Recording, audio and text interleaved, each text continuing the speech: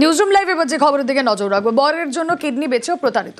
বছর 15 আগে স্ত্রী তার কিডনি বেচে স্বামীকে টাকা দেন। অভিযোগ, বউয়ের কিডনি বিক্রির সেই টাকায় মায়ের নামে জমি কেনেন বর। তারপর অন্য মহিলার সঙ্গে থাকতে শুরু করেন। আর তখন ওই জমিতে অস্থায়ী ঘর তৈরি করে থাকছিলেন স্ত্রী। সেখান থেকে তাকে উচ্ছেদের চেষ্টা। দেগঙ্গায় অভিযোগের আঙুল বিজেপি নেতার দিকে। তার পাল্টা দাবি ফাঁসানো হয়েছে। উত্তর 24 পরগনার দেগঙ্গা। এখানকার নেতাজি কলোনির বাসিন্দা পম্পা সিং। বরের জন্য নিজের কিডনি বেচেও তিনি প্রতারিত। 2010 সালে নিজের কিডনি বিক্রি করেন পম্পা। কিডনি বেচে বরকে টাকা দেন। অভিযোগ, সেই টাকায় নিজের মায়ের নামে জমি কেনেন বর। এরপর সংসার ছেড়ে অন্য এক মহিলার সঙ্গে থাকতে শুরু করেন। অসহায় পম্পা সেই জমিতেই টিন আর বাঁশ দিয়ে ঘর তৈরি করেন। 10 বছর ধরে এটাই পম্পার ঠিকানা। মঙ্গলবার রাতে বিপত্তির শুরু। অভিযোগ, তাকে জমি থেকে উচ্ছেদের চেষ্টা করেন এলাকার বিজেপি নেতা শম্ভু কর্মকার। টিনের ঘর ভেঙে দেওয়া হয়, এমনকি পম্পাকে মারধর করা হয় বলেও অভিযোগ। এর জেরে তিনি আতঙ্কে বুধবার দেগঙ্গা থানায় অভিযোগ জানান। কিডনি বেচে আমার স্বামীকে দিয়েছিলাম, ব্যবসা বাণিজ্য করবো থাকবো বলে। এবার উনি সেই টাকাটা আমার কাছে চিটিং করে নিয়ে জমি একটা কেনি ওর মায়ের নামে। জমিতেই থাকি, ওখানেই বসবাস করি। শম্ভু জিনিসটা সবই জানে। শম্ভু 8 লাখ টাকা দিয়ে জমিটা কেনার পর থেকে কালকের থেকে আমাকে বিচ্ছেদ করার জন্য শিশির ঢালি, শম্ভু কর্মকার আর ওর ছেলে 3 জনে মিলে মারধর করে, ঘর বাড়ি সব ভেঙে চুরে দিয়েছে। আমি ওদের সাজা হোক, আমি থানায় অভিযোগ করেছি। অভিযোগ মিথ্যা। ওখানে কোনো ঘর ছিল না, ওখানে আমি জমি কিনেছি। ওরা জোর করে তাল তুলছিল 23 তারিখে। আমি থানায় একটা জিডি করি। শিশির ঢালি ওখানে ছিল না, আমার ছেলেও তো ছিল না, আমার ছেলে বাড়ি থাকে না। ব্যবসা সূত্রে আমি বাইরে ছিলাম। দলিল আমার, ওখানে কোনো ঘর নেই। ও ঘরটাই যেটা তুলেছিল 4টে খুঁটির মতো একটা তিরপল, সেটাকে আমরা খুলে দিয়েছিলাম 2 দিন আগে দিনের বেলা। দেগঙ্গা থেকে জিয়াউল আলম, নিউজ 18 বাংলা। সরকারি কর্মী পরিচয়ে তথ্য জোগাড়। জলপাইগুড়িতে জনমত সমীক্ষার সময় জালে 8। জলপাইগুড়ি শহর লাগিয়া খড়িয়ার ঘটনা। স্থানীয়দের ভয় দেখানোর অভিযোগ। ধৃতরা জলপাইগুড়ির মাল মহকুমার ক্রান্তির বাসিন্দা। মানুষ কমপ্লেন করেছে কি কিছু বাইরের লোক এখানে এসে সার্ভে করছে বা কিছু ডাটা কালেক্ট করছে। ওইটা খবর পেয়ে আমাদের থানা ওখানে গিয়ে ওনাদেরকে ওখানে ডিটেইন করেছে। ওনার কাছ থেকে সব ডিটেলস নেওয়া হয়েছে।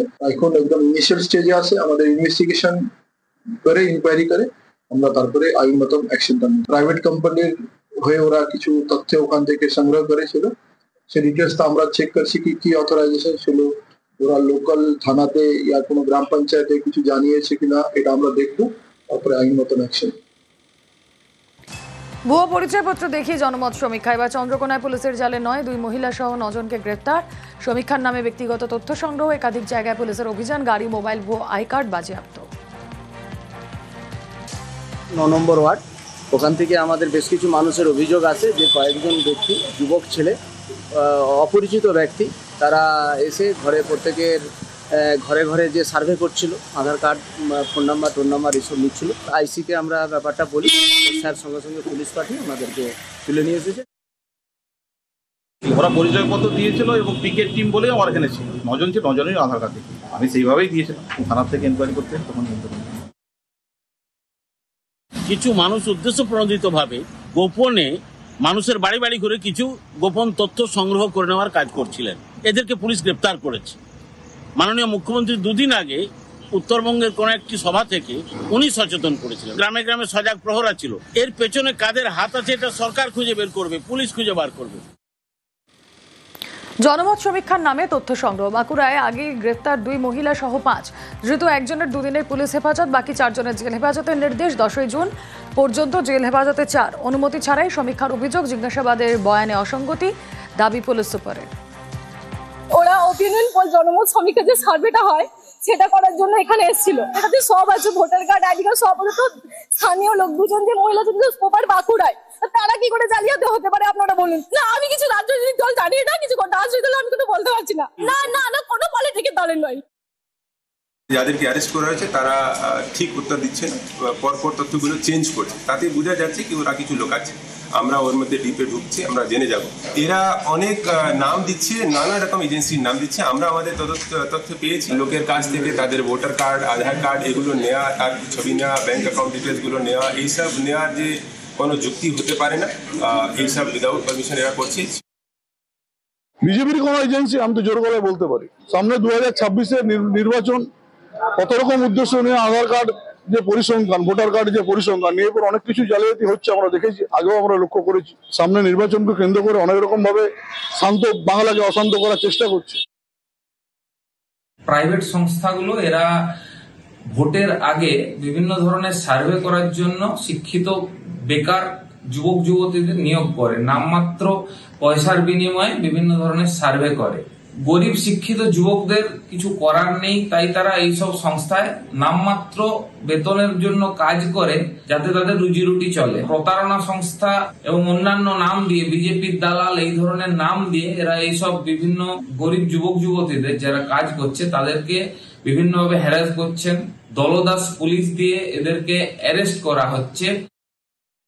সমীক্ষার নামে তথ্য সংগ্রহে আগেই করা মুখ্যমন্ত্রী। উত্তরবঙ্গ থেকে সতর্কবার্তা মমতা বন্দ্যোপাধ্যায়ের, সন্দেহজনক কিছু দেখলে পুলিশকে জানানোর নির্দেশ। মুখ্যমন্ত্রীর বার্তার 1 সপ্তাহের মধ্যেই ধরপাকড়। আমি শুনছি অনেক বাইরের লোক, কেউ আসাম থেকে, কেউ ইধার থেকে, কেউ উধার থেকে, বিভিন্ন লোক বিভিন্ন এলাকায় ঢুকে এমনকি আমাদের সমর্থকের কাছেও তার নাম্বার, তার প্যান কার্ড নাম্বার, তার আধার কার্ড নাম্বার, তার ফোন নাম্বার, সে কি করে তার ডিটেলস নিয়ে চলে যাচ্ছে অফিসারদেরও।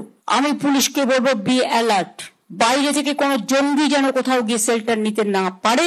আর তেমনি যারা মানুষকে মিথ্যে কথা বলে মানুষের জিনিসপত্রগুলো হাতিয়ে নেওয়ার চেষ্টা করছে, অথরাইজড লোক ছাড়া কেউ কাউকে কোনো ডিটেলস দেবেন না, এরকম অনেককে ধরা হয়েছে। উদয়নের হুঁশিয়ারির পরই পদক্ষেপ। দিনহাটা দুর্গানগরে জল সমস্যা মেটাতে উদ্যোগ। জল সমস্যা মেটাতে গ্রামে পিএইচির আধিকারিকরা। একটা ছবি আপনাদের সামনে রাখবো, যেখানে 26শে মে উদয়ন গুহ তিনি হুঁশিয়ারি দিয়েছিলেন ফোন করে। ঠিক কি হুঁশিয়ারি দিয়েছিলেন শুনবো। এবার আপনার অফিসের সামনে ধর্ণা দেব। এই যে বামুনহাটে আমি ঘুরছি, দুর্গানগর, পাইপ বসে গেছে, জল আসে না, যেখানে জল আসে সেখানে ঘোলা জল আসে। এগুলো কি হচ্ছে বলুন? নিজে এসে দেখুন, না হলে লোক পাঠান, আর যেখানে যেখানে পাইপ বসেছে কত তাড়াতাড়ি জলটা দেওয়া যায় তার বন্দোবস্ত করুন। নাহলে একদম মুখ্যমন্ত্রীর সামনে আপনার মন্ত্রীকে ধরবো, তখন হইচই পড়ে যাবে ওটা নিয়ে। হ্যাঁ, ওইটা আপনি করে দিন তাড়াতাড়ি। উত্তরবঙ্গ উন্নয়ন মন্ত্রীকে অভিযোগ জানান স্থানীয়রা। উদয়নের হুঁশিয়ারির পরই তড়িঘড়ি পদক্ষেপ। দুর্গানগর গ্রামে বাসিন্দাদের কাছে পানীয় জল সরবরাহ। টিমটা অনেক পুরনো স্কিম আমাদের, এটা অগমেন্টেশন হয়েছে। তো এইবার যেটা দেখা যাচ্ছে যে এখানে পাম্পগুলো যেটা রয়েছে, 1 নম্বর পাম্পটা তো আমাদের সাফিসিয়েন্ট ওয়াটার ফ্লো হচ্ছে আর কি, কিন্তু যেটা দেখছি আমরা যে 3 নম্বর পাম্পটা ডিসচার্জটা ঠিক হচ্ছে না, তো তার ফলে রিজার্ভারটা ঠিকমতো আমরা ভর্তি করতে পারছি না। আর 2 নম্বর পাম্পে একটা জমির সমস্যার জেরে ওখানটা বন্ধ ছিল, তো ওই পাম্পটা আজকে অলরেডি আমরা ইনস্টলেশন হচ্ছে। তো ওটা হয়ে গেলে 3টে পাম্প যখন আমরা সাইমালটেনিয়াসলি চালাবো, তো তখন কিন্তু আশা করছি জলের প্রবলেমটা আর থাকবে।